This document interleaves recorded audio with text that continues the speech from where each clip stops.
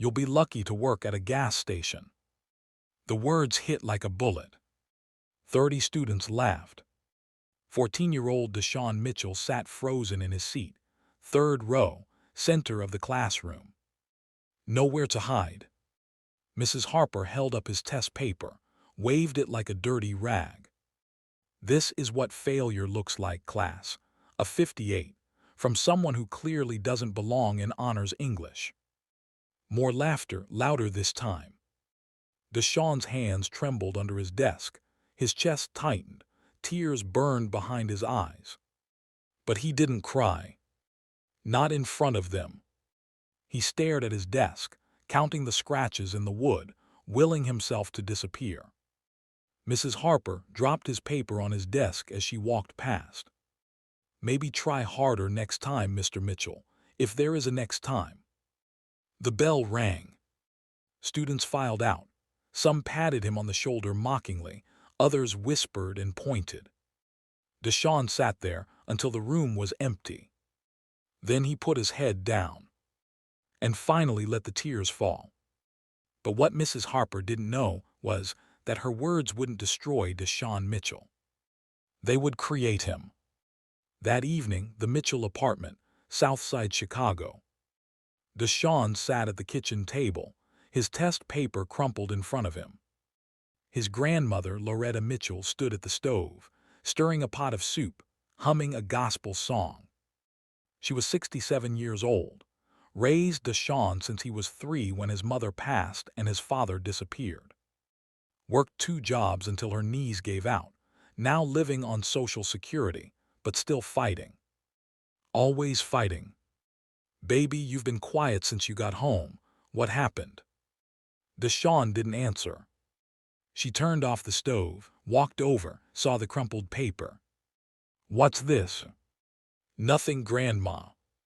She smoothed out the paper, saw the 58 in red ink, saw the note at the bottom. Lacks effort, lacks potential. Her jaw tightened. Who wrote this? Mrs. Harper. Your English teacher.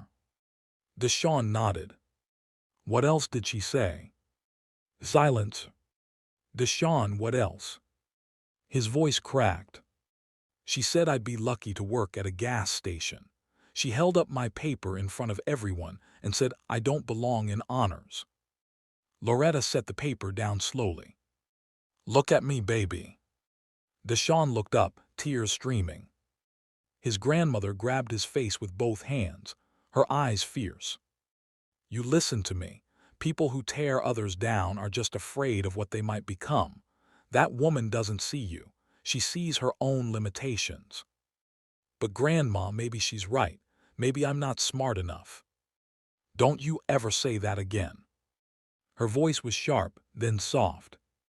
Your mama was the smartest woman I ever knew, and you have her mind, her heart, her fire. She wiped his tears.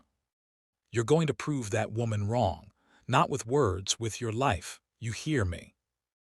Deshaun nodded. Say it. I'm going to prove her wrong. Louder. I'm going to prove her wrong. She pulled him into a hug. That's my grandson. Now eat your soup. Champions don't fight on empty stomachs. The next day, Jefferson High School. Deshaun walked into Mrs. Harper's class with his shoulders back. Not with arrogance, with determination. He sat in his usual seat, took out his notebook. Mrs. Harper glanced at him, smirked. Back for more, Mr. Mitchell. Yes, ma'am. Something in his voice was different. She noticed, but she didn't understand. Not yet. What followed was the hardest year of Deshaun's life. He stayed after school, every day, in the library until it closed. He read books that weren't assigned, studied vocabulary he'd never heard, wrote essays and rewrote them until his hand cramped. His grandmother worked with him every night, testing him on words, listening to him read aloud. Eloquent, eloquent means fluent and persuasive in speaking or writing. Use it in a sentence. My grandmother is the most eloquent woman I know. She smiled, Flattery will get you everywhere, baby. But school was a battlefield. Mrs. Harper never let up. She called on Deshaun for the hardest questions, marked his papers harsher than anyone else's, made comments under her breath when he spoke. Interesting interpretation, Mr. Mitchell. Wrong, but interesting. The other students followed her lead. Yo, Deshaun, you still trying? Just give up, bro. Gas station's hearing, I saw the sign. He heard them, but he kept going. Because every night, his grandmother's words echoed in his head. Prove her wrong with your life. End of sophomore year, final exam results. Mrs. Harper stood at the front of the class, stack of papers in her hand. Most of you performed as expected, some exceeded expectations, others. She glanced at Deshaun. Continue to disappoint. She handed out the papers. Deshaun's heart pounded as she approached his desk. She dropped his paper face down, walked away without a word. He turned it over slowly. 94. An A. He stared at it, blinked, stared again. Mrs. Harper's voice interrupted. Something wrong, Mr. Mitchell. He looked up. No, ma'am, nothing's wrong. She frowned, clearly expecting a different reaction. Deshaun tucked the paper into his folder and allowed himself a small smile. But the moment that changed everything came senior year. Jefferson High School, senior assembly, college announcements. Principal Washington stood at the podium. We have some exciting news. Several students have received full scholarship offers to universities. He read through the list. And finally, a full academic scholarship to Howard University, one of the most prestigious HBCUs in the nation. Deshaun Mitchell. The auditorium went silent, then erupted. Students who had mocked him now cheered. Teachers who had doubted him now applauded. Deshaun stood, walked to the stage. He passed Mrs. Harper's row. She wasn't clapping. Her face was pale, jaw tight. He didn't stop, didn't gloat, didn't even look at her. He just kept walking, head high, because the best revenge wasn't anger. It was success. That night, Mitchell apartment. Deshaun showed his grandmother the scholarship letter.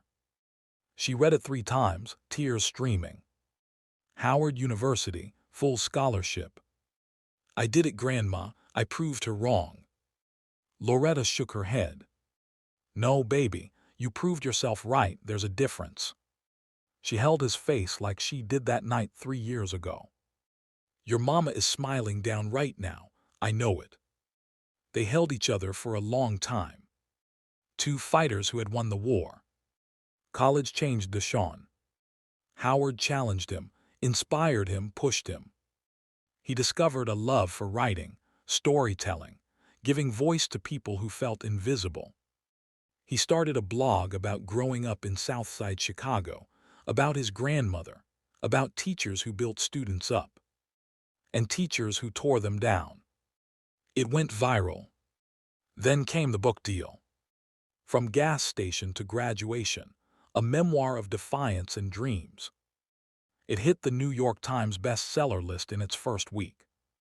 Then the speaking invitations. Schools, universities, corporations. Everyone wanted to hear Deshaun Mitchell's story. He was 26 years old, and he was just getting started. Over the next 5 years, Deshaun became a force. 3 more books, all bestsellers. A foundation that sent over 400 underprivileged kids to college. A TED Talk with 15 million views. A profile in Time magazine. The voice of the overlooked. How Deshaun Mitchell is changing education. But through it all, one memory stayed with him. A classroom in Chicago. A crumpled test paper. A teacher's voice saying, "You'll be lucky to work at a gas station." He never forgot. And one day, life brought him full circle. His phone rang on a Tuesday afternoon. Mr. Mitchell, This is Principal Denise Washington from Jefferson High School." Deshawn's heart skipped. "I remember you, Principal Washington. You gave me my scholarship certificate. And you've made us prouder than you know. I'm calling because we'd like to invite you to speak at our annual Teacher Appreciation Assembly." Deshawn paused. "Teacher Appreciation." "Yes, we want to honor our educators. And who better to speak about the impact of teachers than someone who overcame so much?" He thought about Mrs. Harper. Was she still there? Did she even remember him? "I'll do it." "Wonderful, we'll send the details." He hung up and stared out his window for a long time. 2 weeks later, Jefferson High School. Deshawn pulled into the parking lot. Same building, same bricks, same flagpole. But everything felt different. He wasn't 14 anymore. He wasn't the scared kid with the crumpled test paper. He was Deshawn Mitchell, author, speaker, advocate. But walking through those doors, he felt it all come rushing back. The laughter, the mockery, the shame. He took a deep breath and walked inside. The auditorium was packed. Students lined the balcony. Teachers filled the floor seats. Principal Washington greeted him backstage. "Deshawn, thank you so much for coming. This means the world to our staff." "Is Mrs. Harper still teaching here?" Principal Washington's smile flickered. "Yes, she's in the audience, third row." Deshawn nodded slowly. "Good." The assembly began. Principal Washington gave opening remarks. A student choir performed. Awards were handed out. Then the moment came. "Please welcome our keynote speaker, New York Times best-selling author, educational advocate, and a proud Jefferson High graduate, Mr. Deshawn Mitchell." The auditorium erupted. Deshawn walked onto that stage. Tailored suit, confident stride. He looked out at the sea of faces. Students, teachers, administrators. And there she was. Third row, center seat. Mrs. Harper. Older now, gray hair pulled back, reading glasses around her neck. Their eyes met. And her face went white. Deshawn smiled softly. "Thank you for that introduction. It's surreal being back here." He paused, let the silence build. 15 years ago, I sat in a classroom in this building, third row, center seat. He looked directly at that spot in the audience. And a teacher held up my test paper, a 58, and she said something I've never forgotten. The auditorium went quiet. She said, "You'll be lucky to work at a gas station." Gasps rippled through the crowd. Mrs. Harper's hands gripped the armrests. She said I didn't belong in honors, that I was what failure looked like. Students whispered, teachers exchanged glances. That night I went home crying, convinced she was right, convinced I was nothing. He paused. But my grandmother said something that changed my life. His voice softened. She said, "People who tear others down are afraid of what they might become. Prove her wrong with your life." He looked at Mrs. Harper. "So I did." Silence. "I studied harder than anyone in this school. I got a full scholarship to Howard. I wrote books that have sold 2 million copies. I've helped 400 kids go to college who were told they weren't enough." He stepped closer to the edge of the stage. "But I'm not here for revenge." Mrs. Harper's eyes glistened. "I'm here to say thank you." Gasps. Because her words lit a fire in me that never went out. Every time I wanted to quit, I heard her voice, and I pushed harder. He smiled. "I didn't become successful to prove her wrong. I became successful so no child would ever feel the way she made me feel." Tears streamed down Mrs. Harper's face. Teachers have power more than they know. A single word can destroy a child, or it can build them. He looked across the audience. Every student in this building is watching you, listening to you, remembering you. His voice broke slightly. Be the teacher who believes in them when they don't believe in themselves. Standing ovation. The entire auditorium on their feet. Students crying, teachers wiping their eyes. Deshawn stood there, soaking it in. 15 years of pain. Released in one moment. After the assembly, Deshawn was surrounded by students, teachers, parents. Everyone wanted a photo, an autograph, a handshake. But he kept watching the corner of the room, where Mrs. Harper stood alone, waiting. Finally, the crowd thinned. She approached slowly, trembling. Deshawn, Mrs. Harper. Silence stretched between them. Then she broke. I'm so sorry. Her voice cracked. I've thought about what I said to you. Every year, every time I read about you in the news, every time I see your books in the store. Tears poured down her face. I was going through a divorce. I was angry, I was bitter, and I took it out on you. That's no excuse. There is no excuse. Deshawn listened. You were just a child, and I broke you in front of everyone. I'm so sorry. She sobbed. I don't deserve your forgiveness. I just needed you to know that I know what I did, and I've regretted it every day since. Deshawn stepped closer.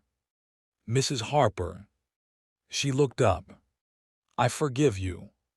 Her eyes widened. You do. I do.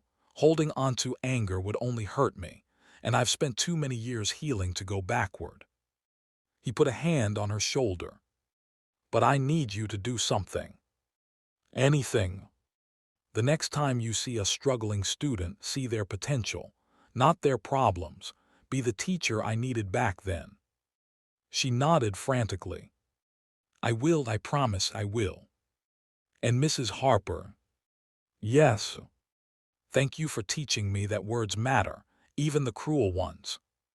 She broke down completely. He hugged her. And in that moment, something healed. For both of them. Later that evening, Mitchell apartment. Deshawn sat with his grandmother, now 82, slower but still fighting. How did it go, baby? I saw her grandma, Mrs. Harper. Loretta looked up from her tea. And I forgave her. Silence. She cried, apologized, said she's regretted it every day. Do you believe her? Deshawn thought about it. I do. People change. Pain either makes us bitter or better. I think she's trying to be better. Loretta smiled. That's my grandson. Your mama would be so proud. I couldn't have done it without you, Grandma. Yes, you could have. I just reminded you of what was already inside you. She squeezed his hand. You were never the boy she said you were. You were always this man. Deshawn kissed her forehead. I love you, Grandma. I love you too, baby. Always have, always will. 1 year later. Jefferson High School, new program announcement. The Deshawn Mitchell Scholarship Fund. Full tuition for one student every year, someone who had been told they weren't enough. Mrs. Harper was the first to donate.